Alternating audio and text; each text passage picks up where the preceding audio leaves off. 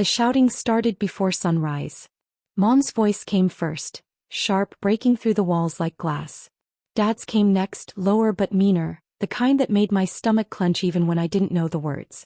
I remember looking at the clock on my nightstand. 6:42 a.m. The second hand twitched, steady and cruel, while I sat on the edge of my bed with one shoe on, one off, listening to my life divide itself. What would you do if your own family left you behind? Watch till the end. This isn't just revenge. It's redemption. The smell of burnt coffee drifted from the kitchen. Someone had slammed a mug against the sink again. Then the footsteps. Mom's heels clicking fast across the tile, Dad's heavy boots thudding after her. I didn't move. When the front door opened, cold April air rushed in. My sister Lily came down the hallway carrying her pink backpack, the one with the stitched butterfly Mom bought last Christmas. Her eyes were red, but her lip gloss was perfect. That told me everything. Mom had been in her room first. "Come on, baby," Mom said. Her voice softened only for Lily. "We're leaving now. Don't look back." She didn't look at me when she said it, but she didn't have to. Dad appeared a second later, already holding my little brother's hand. "You're coming with me, champ," he said, tossing the car keys in his other hand like it was some kind of game. I waited for someone, anyone, to ask what I was supposed to do. No one did. Lily brushed past me whispering, "Don't start crying, okay? It just makes her madder." I wanted to answer, but my throat felt locked. Mom glanced around the living room like she was checking for her purse, not leaving her middle child behind. She spotted her sunglasses on the table, grabbed them and said without turning toward me, "You'll stay here until things settle." Things never settled. Dad didn't meet my eyes either. He just crouched in front of my brother, zipped his jacket and said, "We'll grab pancakes, bud."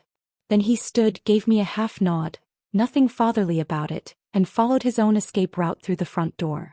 The screen door slapped shut behind him. 2 cars, 2 engines, 2 directions. The silence that followed felt alive. I stood there barefoot on the cold hardwood floor, staring at the dent Mom's heel left in the rug. The house smelled like cheap perfume, motor oil and burnt toast, all the pieces of them that lingered longer than love. Outside, the morning light cut through the blinds in sharp lines across the living room wall. Dust floated in those lines like snowflakes that refused to fall. For a second I thought about running after them, maybe yelling, maybe begging. But then I saw my reflection in the hallway mirror. My mouth looked twisted, uneven, like it couldn't decide whether to cry or laugh. That's when I noticed it, the crack running across the glass, right through my smile. I pressed my fingers against it, felt the edge and whispered, "Guess it's just us now." The rest of the day moved like wet cement. Slow, heavy, impossible to shape. I made myself oatmeal, but it tasted like cardboard. I turned on the TV, but every commercial was about families eating breakfast together. By noon, the quiet had grown so loud it started ringing in my ears. At 3:15 p.m., a car pulled into the driveway. For a heartbeat, hope lit up in my chest. Maybe they changed their minds. But it was just Mrs. Dalton from next door, holding a grocery bag and a polite smile that didn't reach her eyes. "Your parents okay, sweetie?" she asked. I nodded. Lying was easier. She looked over my shoulder, saw the empty hallway, and hesitated before setting a can of soup on the counter. "You call me if you need anything, all right?" She left before I could answer. Her car engine faded down the road and I felt that silence again, the kind that swallows houses whole. That night I cooked macaroni straight from the box.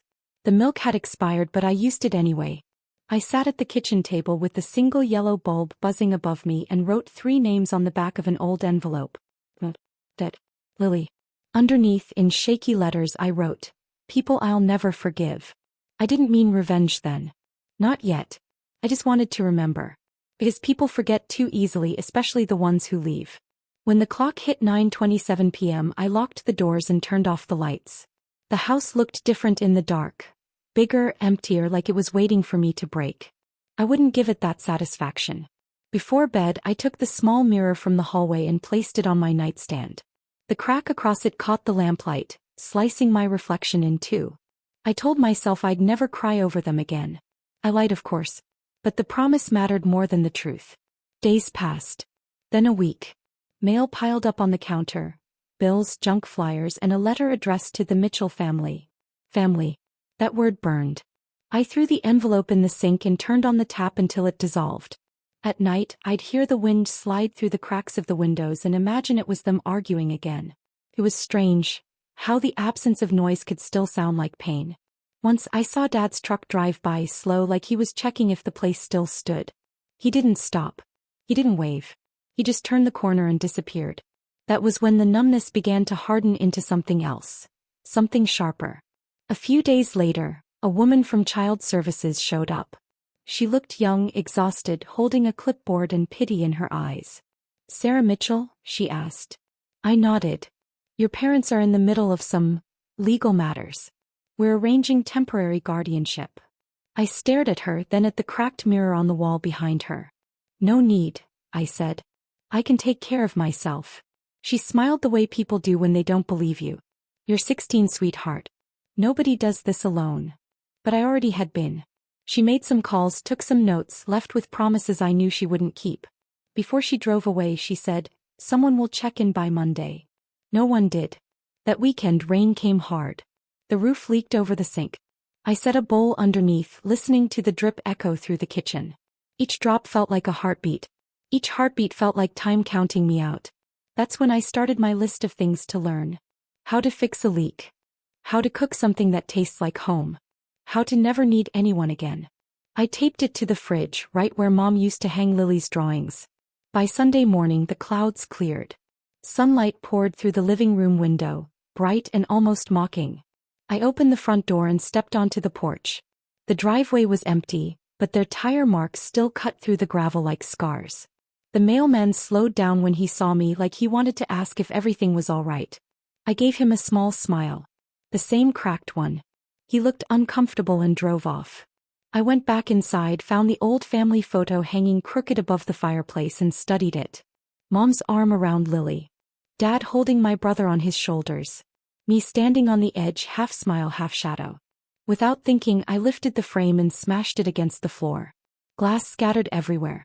One shard landed at my feet, catching the light. Thin, sharp, beautiful. I picked it up and whispered, "This will do." Not as a weapon but as a reminder. Because that was the day I understood something no 16-year-old should have to learn.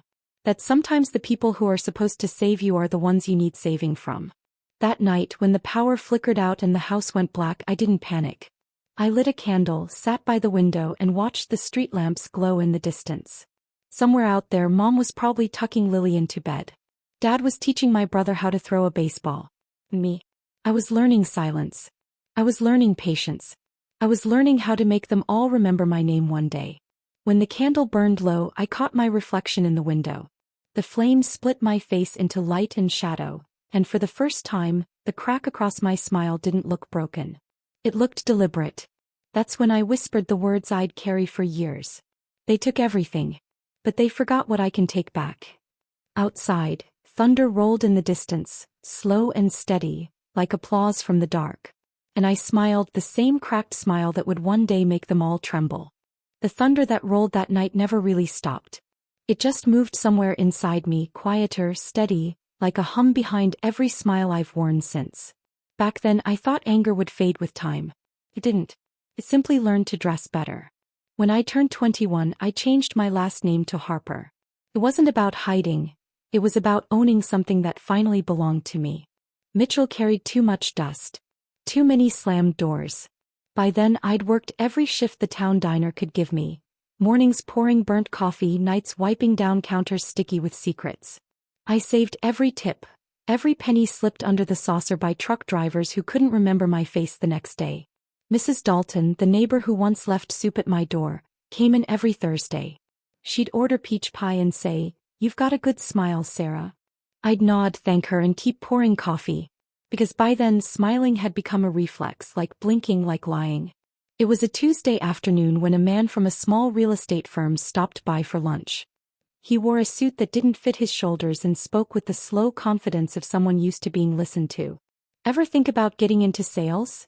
he asked after I refilled his coffee for the third time. I laughed. "You think I look like someone people would buy a house from?" He tilted his head, studying me. "You look like someone people would trust." That word stayed with me long after he left a business card and a generous tip. Trust.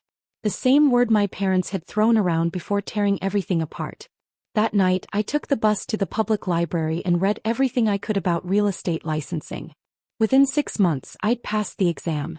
Within a year, I was selling more houses than the man who recruited me. At 25, I bought my first camera. A cheap secondhand Canon with a cracked lens. Poetic, right? I started taking photos of the houses I sold, the families posing on their new porches, all those perfect smiles that never reached their eyes. I told them where to stand, how to hold their kids where the sunlight hit best. And every click of the shutter reminded me, people will believe any picture if you frame it the right way. That lesson became my armor. By 30, I had my own agency, Harper Homes. The local paper ran a story titled From Waitress to Woman of the Year. They printed my picture above the headline, crisp blazer, pearl earrings, teeth too white to be real. The photographer said, beautiful. Give me one more smile. I did. And when the flash went off, it didn't hurt this time. Felt like control. The small-town TV station started calling for interviews. They loved a redemption story, small girl, broken family, big success. The first time I walked into their studio, the lights were so bright I could barely see the camera lens. The host, a cheerful woman with too much blush, asked, "What drives you, Sarah?" I smiled, the practiced smile, the one I'd learned in the mirror years ago, cracked but convincing. "Gratitude," I said. "I just want to give back to the community that believed in me." The audience clapped. No one noticed how tightly I held my hands together under the desk. When I got home, I replayed the broadcast. Behind the lights, the applause, the scripted sincerity, I saw her. That 16-year-old girl with the cracked mirror. Still watching. Still waiting. Success brings attention, and attention brings ghosts. My sister Lily found me first. It was a rainy Thursday, the kind of day when the city smelled like wet pavement and regret. She walked into my office wearing a beige coat and a look that tried to pass for confidence. "Sarah," she said, though she knew.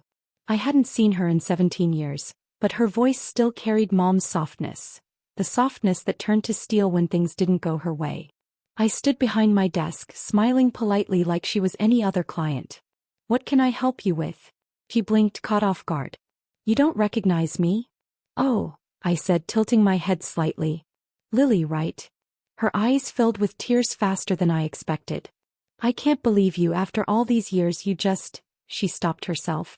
"Mom's sick. Dad's gone. I thought you should know." The word gone hung in the air, heavy and strange. She waited for me to break, to reach for her, to ask questions. Instead, I reached for my pen. "I'm sorry to hear that. Do you need to sell her house?" Her jaw dropped. "That's all you have to say?" I met her eyes. "That's all that matters now." She left crying, the smell of her perfume, Mom's old scent, lingering in the office long after the door closed. That night, I poured myself a glass of cheap wine and opened the old envelope I'd kept all these years. The names were still there. That Lily. And underneath, in faded ink, "People I'll never forgive." I added one more word beside it. Yet. The next morning, I looked into the bathroom mirror before heading to a charity breakfast. I practiced my smile again, not because I needed to, but because it reminded me who I'd become. At the event, cameras flashed while local officials shook my hand. "Such an inspiration," one of them said. "Your parents must be so proud." I almost laughed. Almost. Instead, I smiled for the cameras. Always for the cameras. But success has a way of circling back to where pain began. A week after that breakfast, I received an invitation to a property auction. The address looked familiar. It was 127 Maple Drive. My old home. The one they'd fought over, abandoned, lost. I stared at the letter so long the words blurred. My first instinct was to tear it up. My second was to frame it. I did neither. I folded it neatly and placed it beside my cracked Canon on the desk. That night I walked downtown, heels clicking against the pavement, neon signs flickering in the puddles. The city was noisy, sirens, laughter, music spilling from bars. But inside my head, there was only the echo of gravel under car tires. The same sound from that morning long ago when they left me standing in the driveway. I stopped in front of a dark store window and caught my reflection. Hair perfect. Makeup untouched. Smile precise. But behind the glass I could still see the faint crack running right through it. That's when I realized, the cameras hadn't just taught me to smile. They taught me how to hide in plain sight. How to become the woman they would never recognize even if I stood right in front of them. A month later, I attended the auction in person. The courthouse steps were slick with rain, and my heels made the same sharp sound that used to belong to my mother. Funny how echoes come back wearing different shoes. When the auctioneer called for bids, I raised my hand calmly, just another investor among many. No one knew the house they were selling once held a 16-year-old girl who swore she'd never cry again. No one knew that her promise was about to pay off. The gavel came down. Sold. I smiled for the cameras covering the event. Small-town news loved a successful woman buying property. They asked for a quote. "I believe every house deserves a second chance," I said. They didn't notice the glint in my eyes. They never do. That evening, I stood on the porch of 127 Maple Drive. The door creaked just like it used to. The air smelled of dust, rain, and memories left to rot. I ran my fingers along the cracked window pane, tracing the line exactly where the glass had once split my reflection. It was still there, older, deeper, unchanged. Some wounds don't heal. They just become part of your design. I took out my phone, snapped a photo of the house under the streetlight, and smiled again, not for the world this time but for myself. Because I finally understood something that had taken half a lifetime to learn. When you learn to smile for the cameras long enough, people stop asking what's behind it. And that's when revenge starts to feel like peace. I stood there under the streetlight, the photograph of the old house glowing faintly on my phone screen, rain settling on my coat like tiny needles. The camera had captured more than the house. It had caught a shadow of me in the glass. It almost looked like I was inside again. That thought stayed with me through the night. The next morning, I went back with keys still warm from the closing office. The agent handed them over without ceremony, just a handshake and a tired smile. "Congratulations, Ms. Harper. Another gem for your portfolio." He had no idea. When I turned the key, the door resisted at first, swollen from years of moisture. The smell that escaped was sharp. Dust, old plaster, and something faintly sweet like wilted roses. I stepped inside and the sound of my heels echoed off the empty walls. Every mark was still there. The dent in the baseboard where my brother used to kick his toy truck. The faint discoloration near the kitchen window where Mom's candle burned too long one Thanksgiving. I traced the scarred counter with my fingertips. The house hadn't changed. It had only been waiting for me to return. I walked from room to room like I was visiting ghosts. In the living room, a single curtain still clung to the rod. When I pulled it aside, sunlight cut across the floorboards, revealing shoe prints in the dust. Small, recent. Someone had been here. I found an old mug on the windowsill, half full of rainwater and cigarette ash. That's when I noticed the folded piece of paper tucked into the fireplace bricks. It was a notice from the city. Delinquent taxes, demolition pending, final warning. So this was how their legacy ended. Not in fire or foreclosure hearings but in quiet neglect. I smiled, the same cracked one that had followed me for decades. Over the next week I came back every evening. I hired cleaners, contractors, and a quiet handyman named Glenn who didn't ask questions. "You planning to rent this out?" he asked one afternoon, scraping old wallpaper near the stairs. "Something like that," I said. While he worked, I sat on the porch with coffee, reviewing property records. Every page was a timeline of failure. Missed payments, repairs postponed, signatures my parents never filed. They had lost the house together, still arguing through paperwork. Each document I read felt like proof that they'd built their divorce on the same foundation as their marriage. Blame and dust. But now those same papers were mine. And that meant their story. Every fight, every bill, every regret belonged to me too. One evening, while Glenn packed his tools, I found a small metal box hidden behind a loose panel in the hallway closet. Inside were old photographs. Mom in her red dress, Dad holding a fish at the lake, Lily's missing front tooth smile.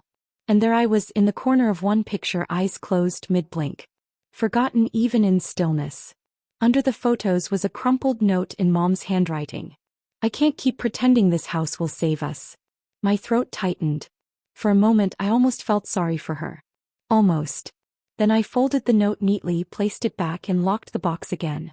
The house didn't need saving. It needed remembering. A few weeks later, the city posted a new notice. Property deemed uninhabitable. The orange sticker glared from the window like an open wound. I didn't remove it. Instead, I took a picture. At the next town meeting, I brought that photo and stood at the podium. The mayor recognized me instantly. Sarah Harper, the woman who donated to every community drive. I'd like to purchase and redevelop the property at 127 Maple Drive, I said. I think it's time that space served this town again. He smiled. Wonderful initiative, Ms. Harper. We'll fast-track the permit.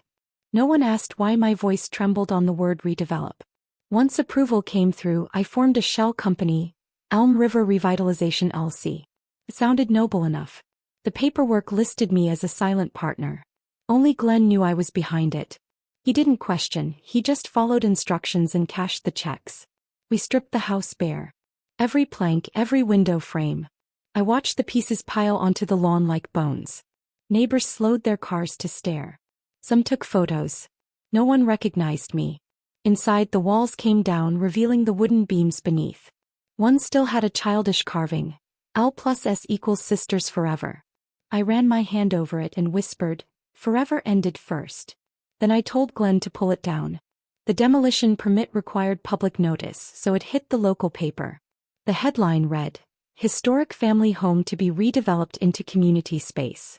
The article quoted the anonymous investor to me, as saying the project would heal old divisions. I almost laughed. Healing was never the goal. Justice was. 3 days later, my phone buzzed with a call from a number I hadn't seen in years. Lily. I hesitated before answering. Sarah. Her voice cracked, smaller than before. I saw the paper. Please tell me it's not true. It's business, I said.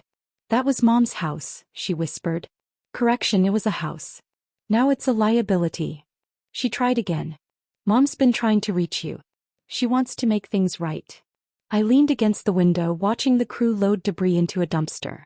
Right is overrated, Lily. Don't do this, she said, and for the first time she sounded like the older sister I used to look up to. You're not like them. No, I said softly. I learned from them. I ended the call before she could answer. That night, the past came back in dreams. The sound of the front door slamming, the flash of 2 cars leaving in opposite directions. I woke before dawn, heart pounding, the air thick with rain. When I drove to Maple Drive, the street was empty except for the construction truck parked by the curb. I sat in the car, headlights off, watching the house's skeleton outlined against the rising sun. The quiet was so complete I could hear the ticking of my watch.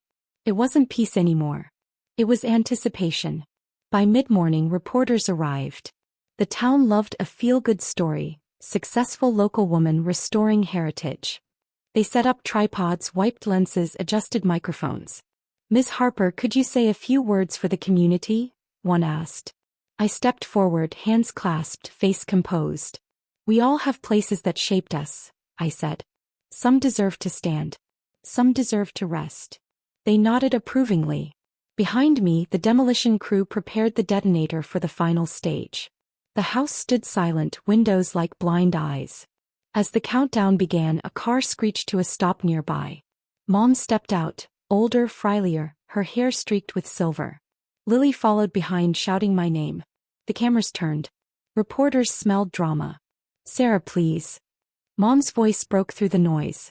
This house, your memories, don't destroy them. I looked straight at her. You already did. Gasps rippled through the small crowd. Someone lowered a camera, unsure whether to keep filming. Mom took a step forward, trembling. I was trying to protect you. By leaving me? I asked. Her lips parted, searching for an excuse that would sound like love. None came. The foreman's voice echoed. Ready when you are, ma'am. I nodded once. The blast didn't roar. It sighed, collapsing inward like a body giving up. Dust rose high into the air, swallowing everything. Through the haze I saw their silhouettes. 2 figures, frozen, powerless. When the dust settled, I walked forward until I stood where the doorway used to be. The ground was warm beneath my boots. A reporter tried to hand me a microphone. I waved it away. For the first time in my life, I didn't need to speak. The wreckage said enough. Mom sank to her knees, covering her face. Lily wrapped her arms around her, both crying into the same silence they'd left me in. I turned away, brushing dust from my coat. The taste of ashes clung to my lips, bitter but clean. Later that evening, I sat in my car overlooking the empty lot. The street lights flickered, reflecting in the windshield like fading memories. I expected triumph, maybe relief. What I felt was steadier, like the world had shifted just slightly into balance. The house they fought over had finally taken a side. And as I started the engine, I caught my reflection in the rearview mirror. Same cracked smile. Only this time it didn't look broken. It looked earned. The cracked smile in the rearview mirror stayed with me all night, glowing faintly in the glass as I drove back to the city. Somewhere between the highway lights and the hum of the tires, a thought settled like dust in my chest. I'd taken their house. But I hadn't taken their certainty that I would never face them again. That, I decided, would change. The next morning I woke early. My apartment still smelled faintly of sawdust from the demolition site clinging to my clothes. I made coffee, black and strong, and watched sunlight stretch across the counter. The city outside was waking up, delivery trucks, horns, the scrape of morning routines. But inside it felt like the stillness before a verdict. I opened my laptop and began typing. A formal letter, clean font, no signature. You are invited to attend the Elm River Redevelopment Project's Community Appreciation Dinner. Location, 127 Maple Drive. Saturday 7 p.m. At the bottom, I added a line that wasn't necessary but deeply satisfying. Hosted by Sarah Harper Properties LLC. The irony was perfect, polite, professional, untraceable.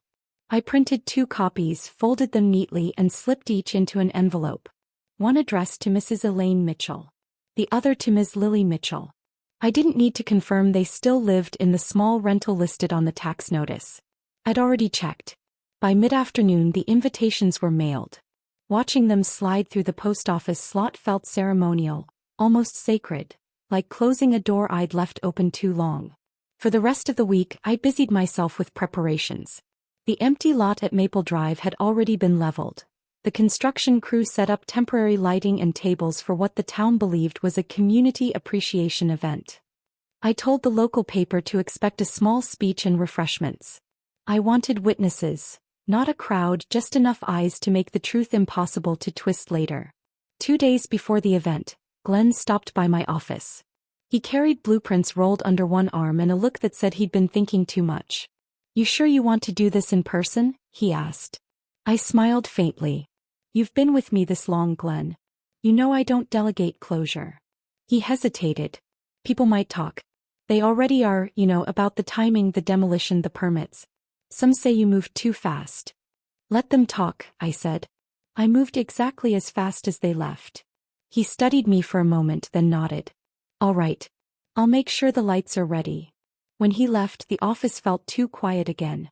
I stared at the old family photograph I'd kept hidden in a drawer, the one I'd pieced back together from broken glass. It wasn't sentimentality, it was evidence. Proof of how easily things can look whole until you hold them to the light. Saturday came colder than expected.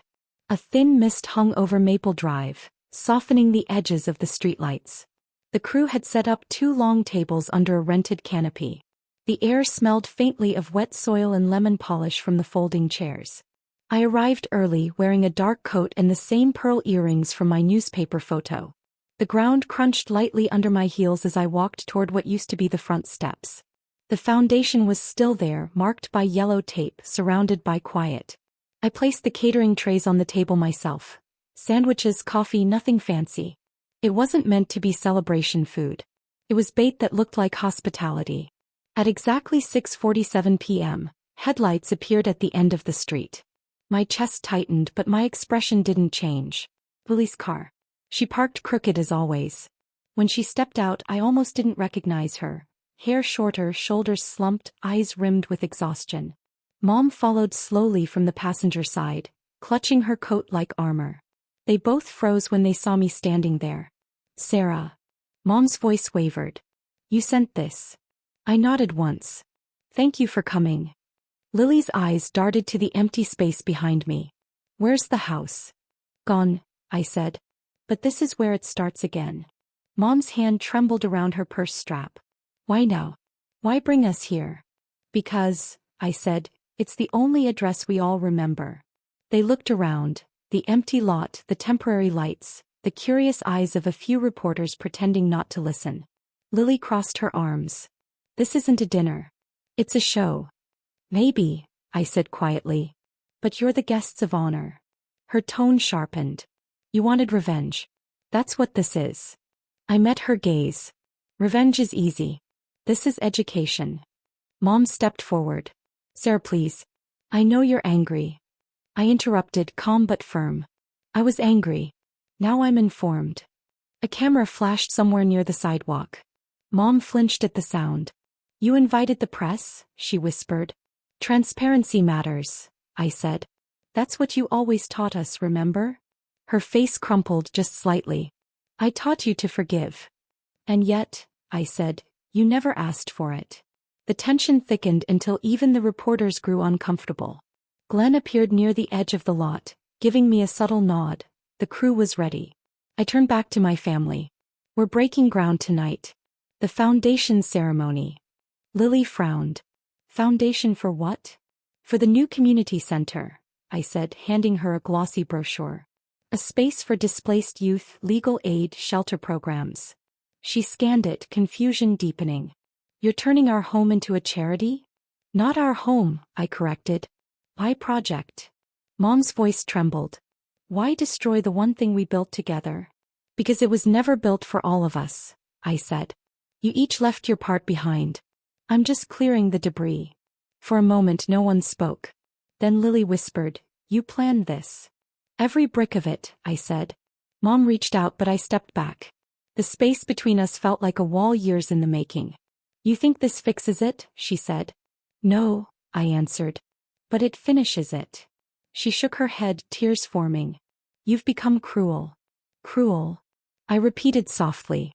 No. Strategic. The foreman raised his hand, waiting for my cue. The machinery rumbled faintly in the background. The sound vibrated through the ground like a heartbeat.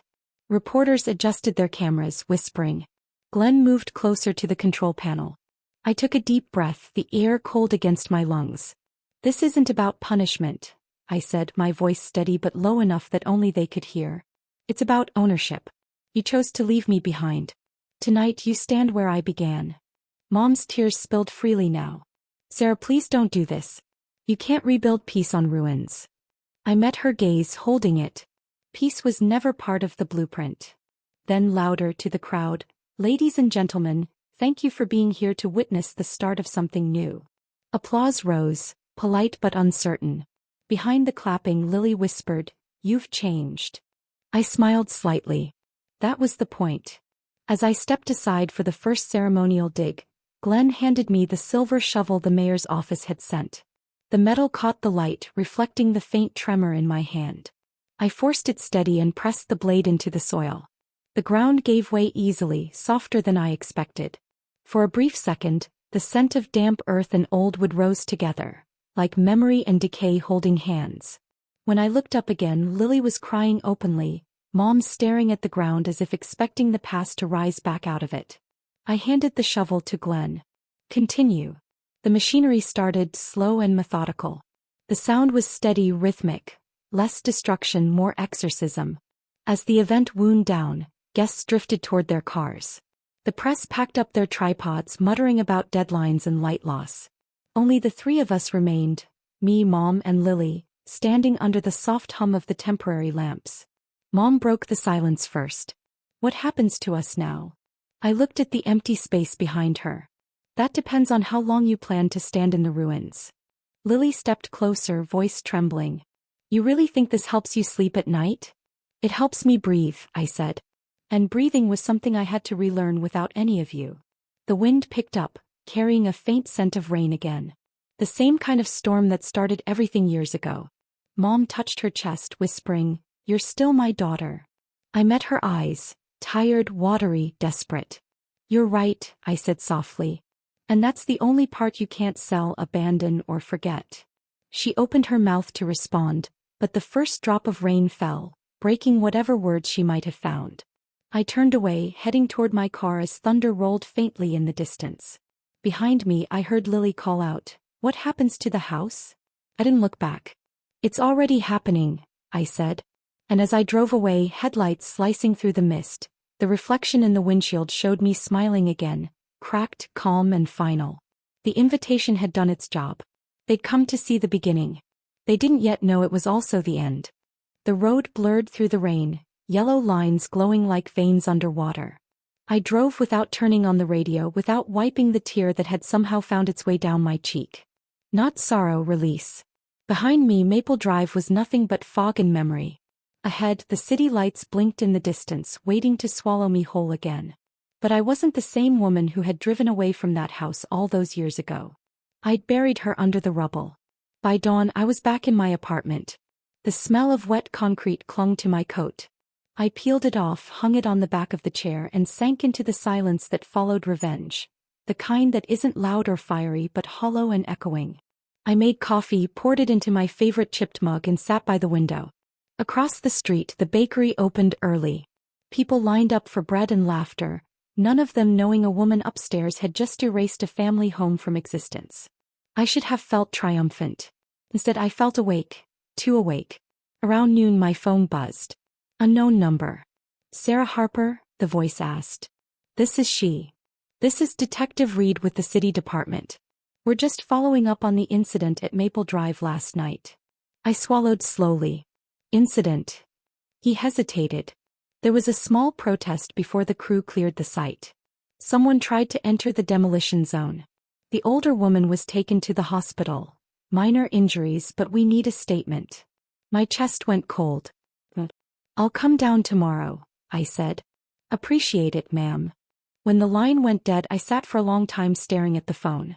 She had stood there even after I left. Maybe trying to pick through the ashes for forgiveness I'd never offered. That night I drove to the hospital parking lot but couldn't bring myself to go inside. Through the rain-streaked window, I saw Lily sitting by the glass doors, head bowed, hands folded. She looked smaller now, not fragile but emptied. For the first time in years, I wondered what she saw when she looked at me. A stranger? Sister? Or a reflection of what she might have become if she'd been the one left behind. I didn't go in. I turned off the engine and watched the building lights blur in my tears until they looked like stars in dirty water. Days passed. The papers called the demolition a symbolic renewal project. The footage of me turning the first shovel of dirt looped on local news with soft piano music under it. People congratulated me at the grocery store, at the office, even at the cafe where I once waited tables. Such an inspiration, they said. Turning the past into purpose. If only they knew the purpose. A week later, I received a plain envelope in the mail. No return address. Inside, a single photo, the three of us, Mom, Lily, and me, standing in front of the old house years before it cracked apart. Someone had drawn a thin line through the center, right between me and them. On the back, in handwriting that wasn't quite steady, were 4 words. You won. Now what? I didn't need to guess who sent it. Mom's hand always curled her Y like a hook. That night, sleep wouldn't come. I kept seeing the lot. Flat, silent, stripped of meaning. Had I really won? I poured myself another cup of coffee and stepped out onto the balcony. The city hummed below. Traffic, sirens, laughter. Life kept moving, indifferent. Then I saw the dust on my hands. Fine gray, still clinging from the demolition site. I rubbed my fingers together. It shimmered in the moonlight, soft as powder, stubborn as guilt. That was when I understood. I hadn't burned the past. I'd inhaled it. The next morning I drove back to Maple Drive. No cameras now, no workers. Just the lot, emptier than before, wild grass already pushing through the soil.